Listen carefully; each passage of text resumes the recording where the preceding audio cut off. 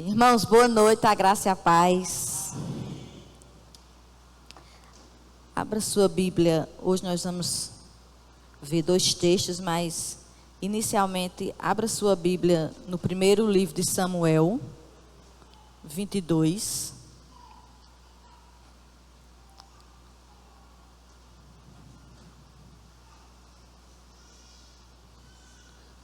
Nós vamos ler dos versos 1 ao 3. 1 Samuel 22, do 1 ao 3. Eu posso ler?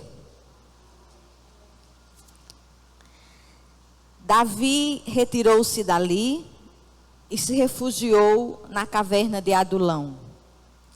Quando ouviram isso, seus irmãos e toda a casa de seu pai desceram ali para ter com ele. Ajuntaram-se a ele todos os homens que se achavam em aperto, e todo homem endividado, e todos os amargurados de espírito. E ele se fez chefe deles. E eram com ele uns 400 homens. Dali passou Davi a Mispa de Moabe, e disse ao seu rei: deixa estar meu pai e minha mãe convosco, até que eu saiba o que Deus há de fazer de mim. Vamos ter mais um momento de oração? Senhor Deus e eterno Pai, nós queremos te agradecer. E nós queremos mais uma vez, Senhor, elevar o nosso coração a Ti. E te pedir, Senhor, que Tu nos ajude na exposição da Tua palavra. Fala conosco. Tu conheces as nossas necessidades. É isso que eu te peço, em nome de Jesus. Amém. Se alguém pudesse aumentar um pouquinho aqui o ar, eu agradeceria. Está muito frio. Não, aumentar, né? No caso, vai aumentar, né? Mas se não, não tem problema. Mas vamos lá. Irmãos, eu não sei você, mas algumas situações que acontecem na minha vida me deixam com vergonha diante de Deus.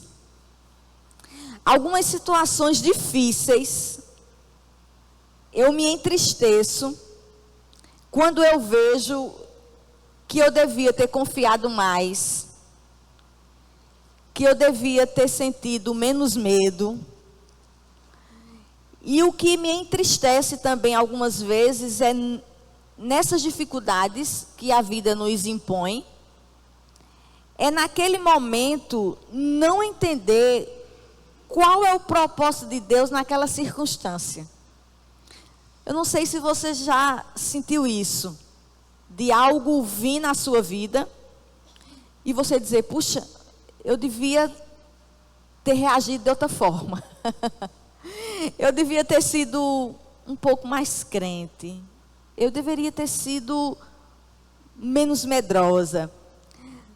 Mas, quando eu olho para alguns personagens bíblicos, me conforta, assim, saber que eu não sou a única.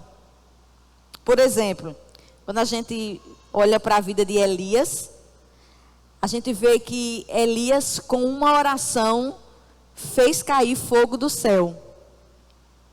Mas, diante da perseguição de Jezabel, se abala completamente emocionalmente.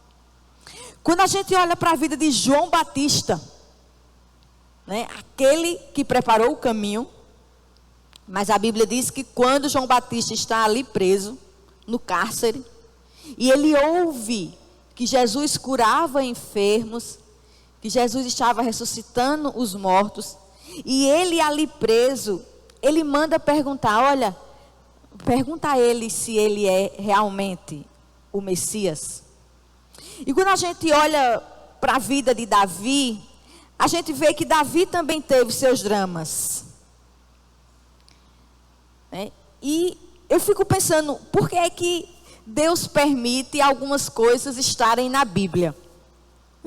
Porque aqui no verso 3 ele diz, eu vim deixar o meu pai, eu vim deixar a minha mãe, até que eu saiba o que Deus há de fazer de mim. Davi estava dizendo aqui, eu não sei o que Deus quer com tudo isso que está me acontecendo. Eu não sei o que Deus quer fazer de mim. E a verdade é que em algumas situações nós não sabemos realmente o que Deus quer de nós.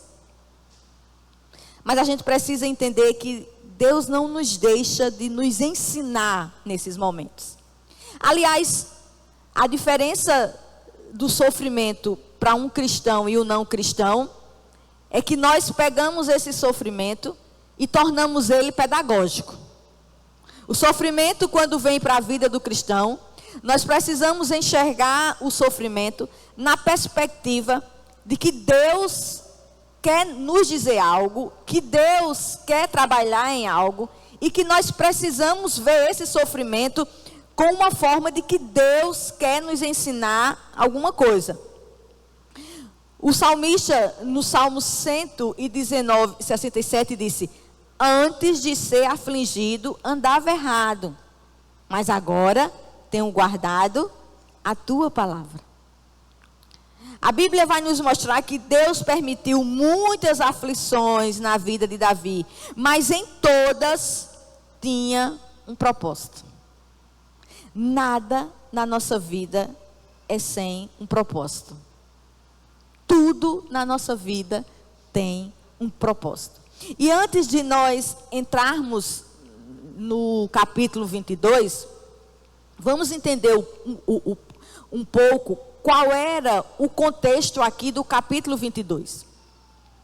Acredito que todo mundo já sabe que quando Deus rejeita Saul, Deus levanta Samuel e diz a Samuel: vai na casa de Jessé, que eu vou te mostrar um rei. E a Bíblia diz que Samuel chega ali e Davi é ungido rei.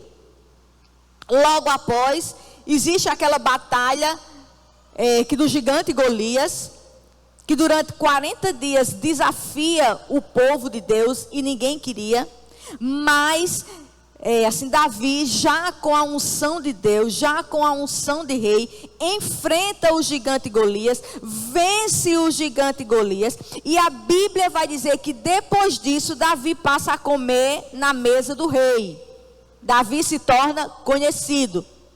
E certo dia, Saul e Davi vêm da batalha, e algumas mulheres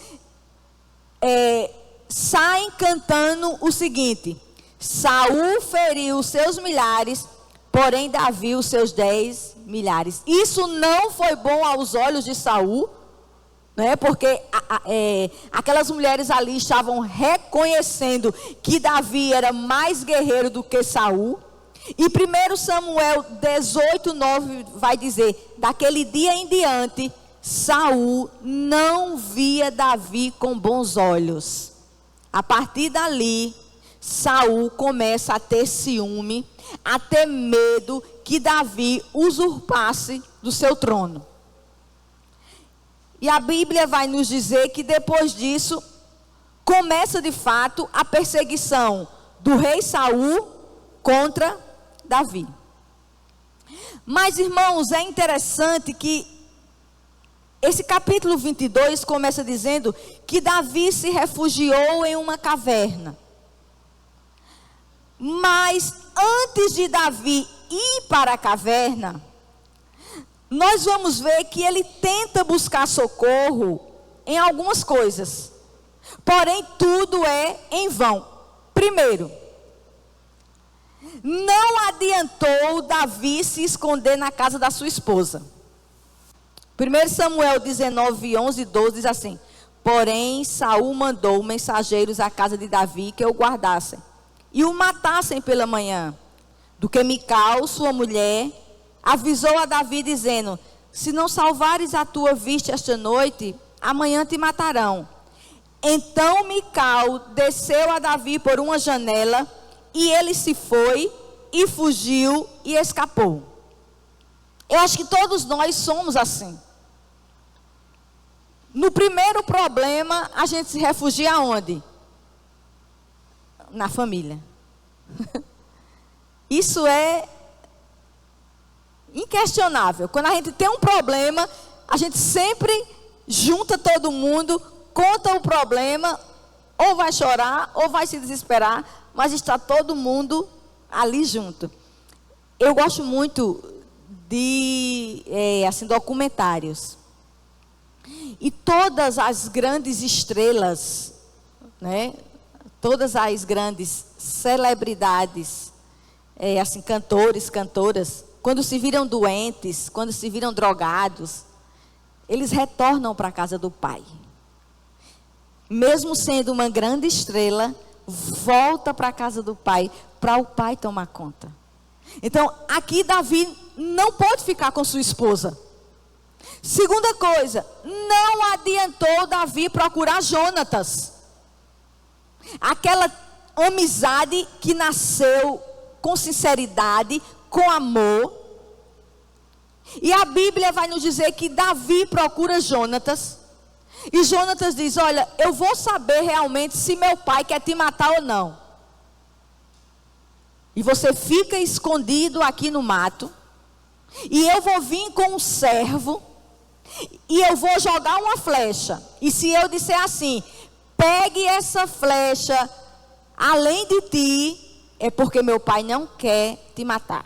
Mas se eu disser assim: pega essa seta para lá de ti, fique sabendo, Davi, que Saul quer te matar.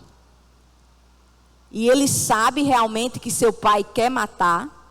E ele diz ao servo: pegue a seta para lá de ti. E a Bíblia vai dizer que ali eles se abraçam, eles choram. E 1 Samuel 20, 42, 43 diz: e diz Jonatas a Davi: vai-te em paz. Então se levantou Davi e partiu. E Jonatas entrou na cidade. A Bíblia também vai nos dizer que não adiantou Davi procurar o sacerdote. A Bíblia diz que Davi foi a Nobe. Nobe aqui era a cidade dos sacerdotes. E os comentaristas, eles vão dizer que talvez o fato de Davi ter procurado um sacerdote era por causa de duas coisas. Primeiro, porque queria se despedir do sacerdote. E porque sabia que, como estava sendo perseguido, como estava fugindo, ele não podia mais participar de cerimônias públicas. E a segunda coisa, talvez, ao procurar o sacerdote, ele queria consultar o Senhor e lhe pedir uma direção. Mas o pior é que quando ele procura o sacerdote, ele mente. Porque ele chega ali no sacerdote dizendo que Saul o tinha mandado. E Saul não tinha mandado ele para nada. E o comentarista vai dizer o seguinte acerca disso: a maldade de momentos difíceis que força as pessoas boas a esse tipo de dificuldade e apuros, em que as tentações parecem fortes demais, a opressão faz com que uma pessoa sábia cometa tolices. Davi estava tão desesperado, saiu da casa da esposa. Jonatas disse que, olha, realmente o meu pai quer te pegar. Corre para o sacerdote. Em outras palavras, o sacerdote diz: aqui você não pode ficar. Mas a Bíblia também vai dizer que antes de ir para a caverna, ele se faz de louco. Não adiantou se fazer de louco. A Bíblia nos diz que Davi vai para Gate e se finge de louco. Irmãos, ele se finge tão de louco que começa a salivar e a saliva escorre por sua barba. Por sua barba. Imagina o aspecto deprimente, humilhante que aquele homem estava passando. A ponto de se fazer de louco para ser aceito em um país que não era o dele, em uma terra que não era o dele. E o Salmo 34, se você ver aí no tópico do Salmo 34, vai dizer assim: Salmo de Davi, quando se fingiu amalucado na presença de Abimeleque, e por este expulso, ele se foi. E no verso 8 ele diz: provai e vede que o Senhor é bom. Bem-aventurado o homem que nele confia. Davi estava dizendo nesse Salmo 34 que não adianta procurar refúgio se não for em Deus. Irmãos, não adianta, a nossa segurança está no Senhor. Tem coisas, irmãos, que é só você e Deus. E Deus aqui queria tratar com Davi. Ninguém pode passar ou carregar as suas provações. Quem é pai e quem é mãe, quando vê um filho doente, quando vê um filho com problema, se a gente pudesse, a gente pedia a transferência para nós, mas não, é com nossos filhos. Tem momento que Deus quer trabalhar com nossos esposos, com nossas esposas. Tem momento que Deus quer trabalhar conosco. Deus quer falar com você. Deus quer tratar com você. Deus quer transformar você. Mas isso também é confortador. Porque quando Deus escolhe para tratar com você, para trabalhar com você, é você também que vai sentir o cuidado dele. Como ninguém. Da mesma forma que você sofreu sozinho, você também vai experimentar do consolo de Deus. Aí a Bíblia vai dizer que depois de tudo isso, é que a gente chega no capítulo 22, verso 1. Davi retirou-se dali e se refugiou na caverna de Adulão. Quando ouviram isso, seus irmãos e toda a casa de seu pai desceram ali para ter com ele. A esposa não resolveu, o amigo não resolveu, o sacerdote não resolveu se fazer de louco. Então ele disse: só tem uma solução: me esconder numa caverna. E a palavra Adulão significa refúgio. Davi agora ali se esconde em um lugar escuro e sujo. Olha como se encontrava a alma de Davi. Salmo 147, do 6 ao 7. No topo também vai dizer: oração que fez Davi quando estava na caverna. E ele vai dizer: atende ao meu clamor, porque estou muito abatido. Livra-me dos meus perseguidores, porque são mais fortes do que eu. Tira a minha alma da prisão. Salmo 57, 1 também vai dizer: Davi quando fugia de Saul na caverna. E ele vai dizer: tem misericórdia de mim, ó Deus. Tem misericórdia de mim, porque a minha alma confia em ti. E à sombra das tuas asas me abrigo, até que passem as calamidades. Em dias difíceis, irmãos, diga: Senhor, tem misericórdia de mim. Em dias difíceis que nós busquemos o Senhor, Ele não mudou, Ele é o mesmo. Peça misericórdia, peça graça, peça consolo. Davi, mesmo na caverna, ele não estava sozinho. O Senhor estava ali com ele. E na parte B, ele vai dizer: quando ouviram isso, seus irmãos e toda a casa de seu pai desceram ali para ter com ele. Davi ali começa a provar a importância de se ter família. E talvez, não se sabe, mas provavelmente os irmãos estavam ali com ele, porque talvez estivessem sendo ameaçados por Saul. Mas, irmãos, quando sua família sabe que ele está fugitivo, que ele está numa caverna, todos se reúnem com ele. E a pergunta que eu faço: irmãos, o que seria de nós se não fosse a nossa família? O que será dessa geração que não quer construir família? A gente tem que todo dia é assim dizer, o óbvio. O que será dessa geração que não quer ter família, que não quer ter filho? E mais uma vez, que é mãe e pai de gato e de pet e agora de planta. O que vai ser dessa geração? Se você chegar numa clínica oncológica de tratamento de câncer, alguma coisa vai lhe chamar a atenção. Todo paciente está acompanhado. Eu não estou dizendo que não tenha, mas é muito pouco. Mas a maioria dos acompanhantes, sabe quem é? Marido, esposa, filho, tia, irmã. Sabe por quê? Porque na hora do pega pra capar só fica quem é família. Não se iluda. Não se iluda. O Salmo 127:5 vai dizer: bem-aventurado o homem que enche deles a sua aljava, não serão envergonhados quando pleitear com os inimigos à porta. A ideia aqui é essa, é que quem tem muito filho, quando o dia mal chega, quando o inimigo bate a porta, os filhos saem para proteger. Hoje o pastor Jorge Noda conversava com Euder, e ele dizia que no Japão existe hoje 5 milhões de casas abandonadas. Por quê?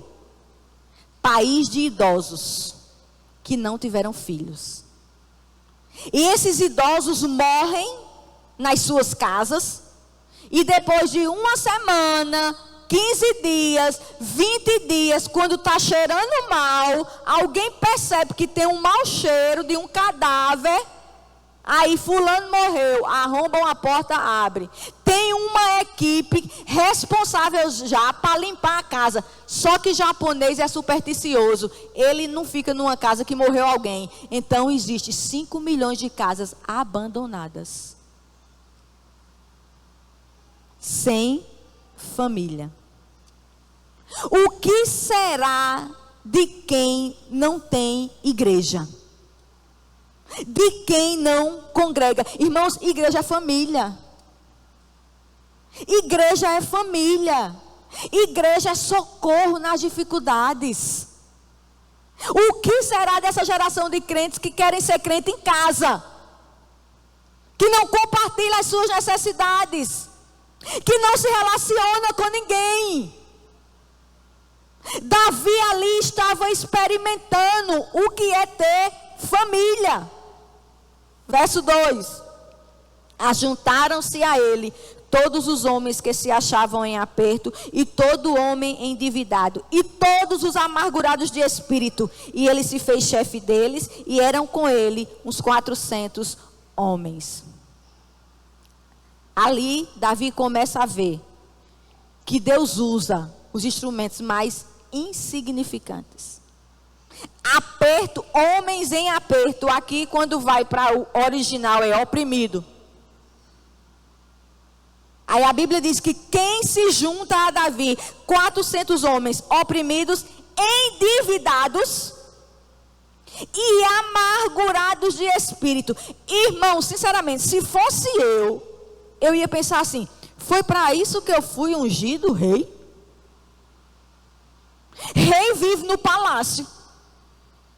Rei tem servos. Rei vive na pompa. Foi para isso, Senhor, que tu me ungiste rei, para estar com 400 desclassificados, 400 homens à margem da sociedade que ninguém quer, e ainda por cima amargurados de espírito.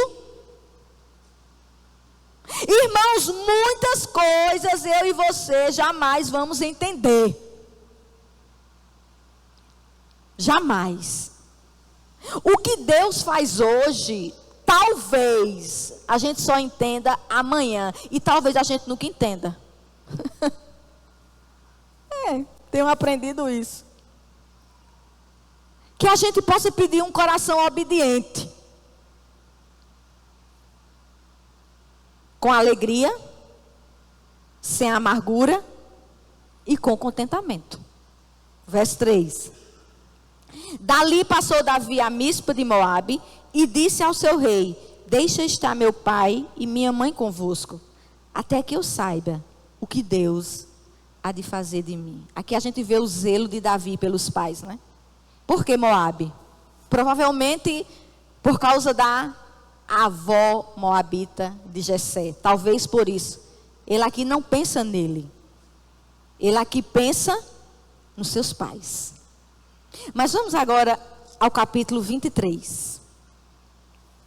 Porque aqui a gente vai ver lições preciosas que Deus queria que Davi aprendesse.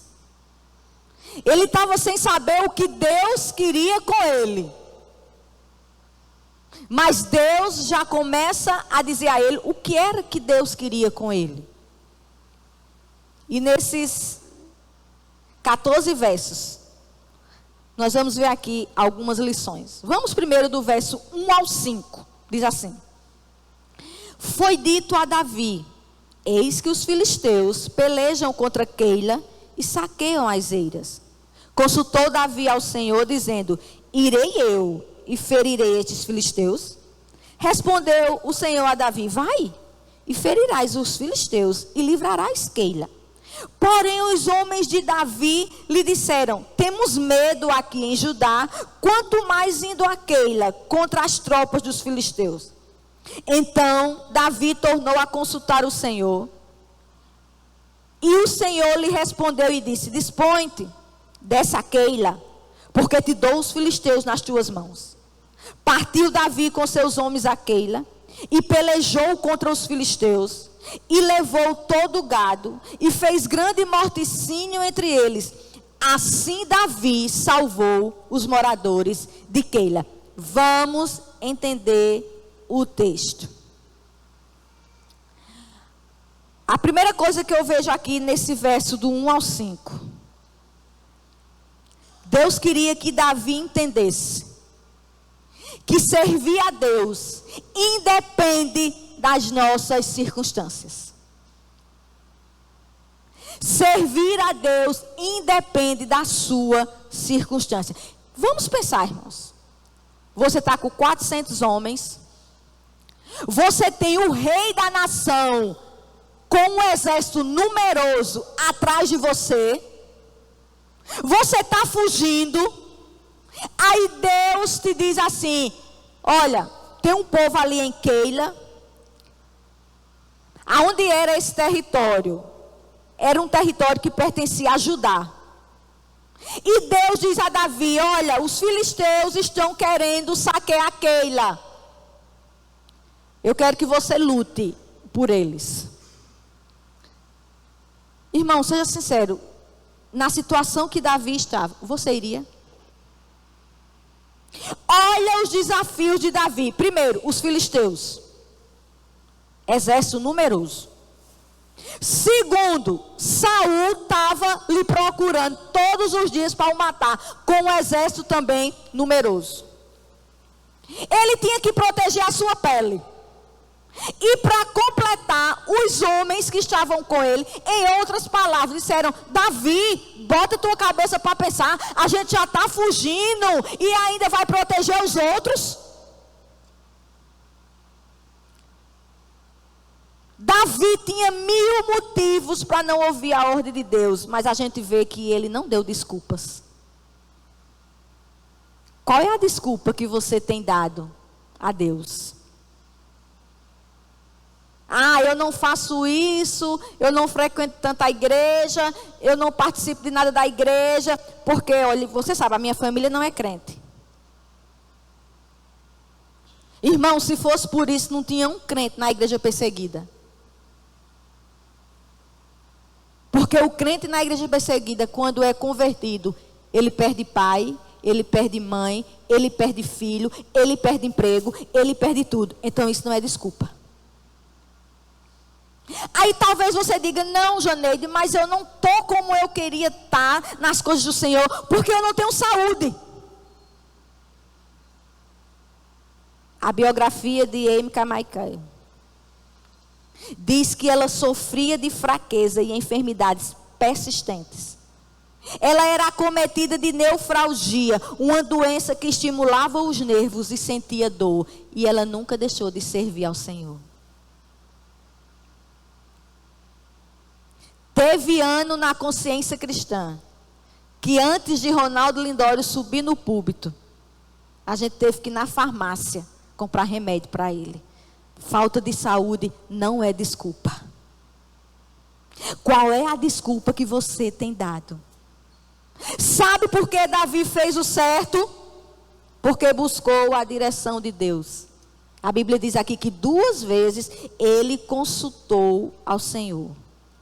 Se Davi tivesse olhado para a sua situação, se Davi tivesse olhado para os seus sentimentos, ele não teria se arriscado. Porque, irmãos, humanamente falando, ele tinha motivo.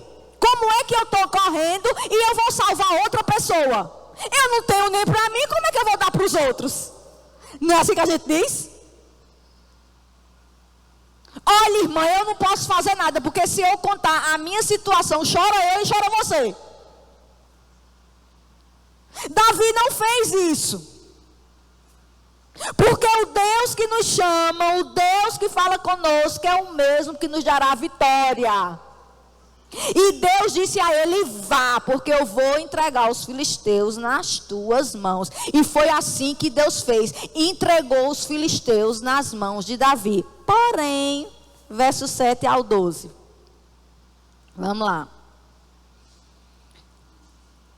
Depois que ele salva o povo, foi anunciado a Saul que Davi tinha ido a Keila. Disse Saul: Deus o entregou nas minhas mãos. Está encerrado, pois entrou numa cidade de portas e ferrolhos. Então Saul mandou chamar todo o povo à peleja para que descessem a Keila e cercassem Davi e os seus homens. Sabedor, porém, Davi de que Saul maquinava o mal contra ele, disse a Abiatar, sacerdote: traze aqui a estola sacerdotal. Orou Davi: ó Senhor, Deus de Israel, teu servo ouviu que Saul, de fato, procura vir a Keila para destruir a cidade por causa de mim. Entregar-me-ão os homens de Keila nas mãos dele? Descerá Saul, como teu servo ouviu? Ah, Senhor, Deus de Israel, faze-o saber ao teu servo. E disse o Senhor o que, irmãos? Perguntou-lhe Davi, ou seja, de novo: entregar-me-ão os homens de Keila a mim e aos meus servos nas mãos de Saul? Respondeu o Senhor o quê? Eita! E aí? Entenderam o texto? Saul soube que Davi estava em Keila. A Bíblia diz aqui que Saul disse: eu agora pego ele, porque ele está numa cidade com portas e ferrolhos. Significa dizer, ele está numa cidade murada. Consequentemente, é estratégico. Para mim, eu boto eu pego ele. Só, irmãos, que fofoca sempre existiu. E chega alguém no ouvido de Davi: Davi, tu não sabe o que eu estou sabendo. Sabe o que é que está rolando aí na cidade? Que Saul está vindo te pegar. E eu não te digo, rapaz, ô povo ruim, pois o povo não vão te entregar. Aí o que é que Davi faz, irmãos? Ele vai buscar o Senhor. Irmãos, que povo ingrato. Que povo ruim. Ao saber da notícia, Davi recorre a Deus e ele faz uma oração maravilhosa. Ele começa chamando o Senhor, é assim, Deus de Senhor. E diz: Senhor, vão entregar esse teu servo a Saul? Deus diz: vai.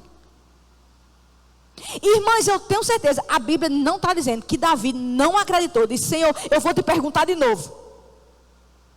Vão me entregar. Eu arrisquei minha vida pelo povo de Keila. Eu não tinha nada a ver com essa história. Eu estou fugindo de Saul.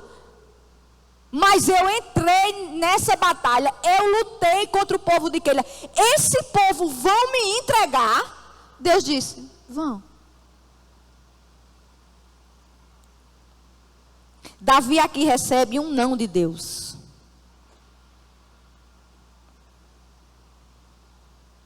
Será que a gente está preparado para os não de Deus? Numa época em que os púlpitos dizem que você tem que decretar, que você tem que determinar, que você tem que liberar, que você tem que exigir de Deus. Vai. Paulo orou 3 vezes para o espinho da carne sair. E Deus disse, a minha graça te basta. Jesus no Getsêmani disse, Senhor, a minha alma está profundamente amargurada. Porém, não seja como eu quero, mas seja a tua vontade. Irmãos, o não de Deus sempre será para o nosso bem. Mas Deus também queria, sabe o que com Davi? Que Davi precisava lidar com a ingratidão. E Lutero disse assim, existe 3 cachorros perigosos: a soberba, a inveja e a ingratidão. Quando mordem, deixam uma ferida profunda. Não é todo mundo que sabe lidar com a ingratidão. Guarde seu coração da amargura da ingratidão. Irmãos, por que ingratidão dói tanto? Não é que a gente faça querendo recompensa, não. Mas tenha caráter para ter gratidão, irmãos. Eu não esqueço, eu acho que faz uns 2 anos que eu fui pregar numa cidadezinha, não lembro o nome. E antes do culto teve uma janta. Gente, esse pastor chorou a janta toda. Porque a igreja estava botando ele para fora. A esposa doente. A filha de 10 anos tendo pesadelo. E acordava e dizia, papai, a gente vai para onde? Chega na igreja às vezes todo detonado. Porque o mundo faz isso com você. Aí aqui tiram tuas penas, te dão um banho, botam um anel no teu dedo, te dão sandália. Aí quando você está bem bonitinho, uma coisinha que você não gostou já não serve mais para nada. A igreja já não presta, o pastor já não presta, os irmãos já não prestam, ninguém presta. Ingratidão. Foi assim com Davi, não vai ser diferente comigo e com você, irmãos. Que povo ruim. E alguém já diz assim, gratidão revela caráter. Seja grato. Que povo ingrato. Aí o que é que a Bíblia diz para a gente terminar? Que quando ele sai, ele tem que sair dali, porque o povo ia entregar ele. Se ele não ficasse, o povo ia entregar ele. Verso 13 e 14. Então, se dispôs Davi com os seus homens, uns 600. Começou com 400. Agora já tinha 600. Saíram de Keila. E se foram, o que, irmãos? E foram para um hotel? Foram para um spa? Foram para um acampamento gospel? Saíram sem rumo? Certo. Sendo anunciado a Saul que Davi fugira de Keila, cessou de persegui-lo. Permaneceu Davi no deserto, nos lugares seguros, e ficou na região montanhosa no deserto de Zif. Aqui eu acho o ápice. Saul buscava-o todos os dias, porém Deus não o entregou nas suas mãos. Deus queria ensinar a Davi que ele era quem era o porto seguro. Irmãos, quem disse que a obediência sempre é recompensada com livramento? Como a gente aprendeu errado? Irmã, seja fiel, que nada lhe acontece. Mentira. Irmã, faça tudo direitinho, que Deus honra. Eu nunca vi uns crentes para gostar tanto de honra. Deus vai honrar a fé da irmã. Irmã, aí não acontece nada, aí surta. Por que você não fez tudo direitinho?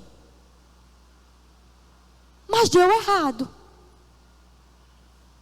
Nem sempre a obediência é recompensada com livramento. Vou lhe dar exemplo. Daniel na cova dos leões. Se fosse com base nessa teologia, não era para Daniel ter sido jogado na cova dos leões, porque Daniel ali enfrentou o império babilônico. Não podia orar e ele orou. E qual foi o prêmio de Daniel? Qual foi a vitória com sabor de mel? Jogado na cova dos leões. Mas o Deus que permite estava lá. Seus 3 amigos.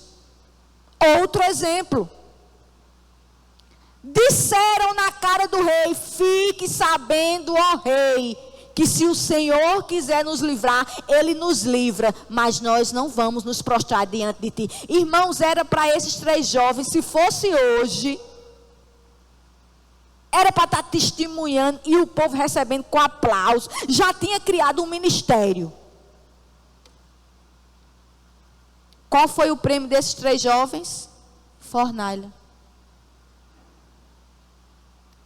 Nem sempre obediência vem com livramento, mas a obediência vem com a presença de Deus, seja onde você estiver.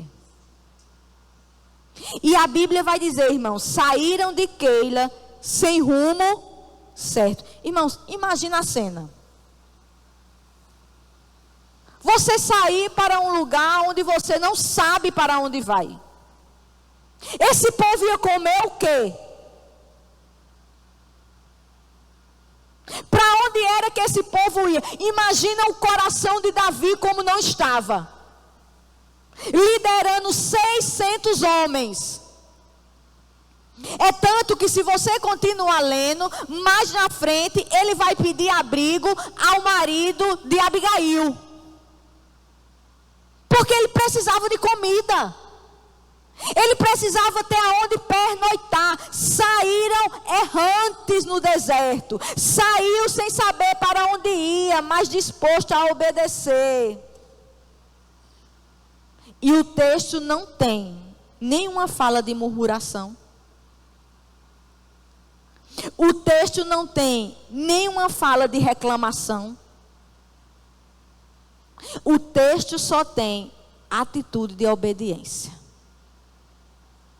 Ele poderia ter dito: pois eu agora vou acabar com esse povo de Keila aqui. Vai ficar só o muro, para esse povo deixar de ser ruim.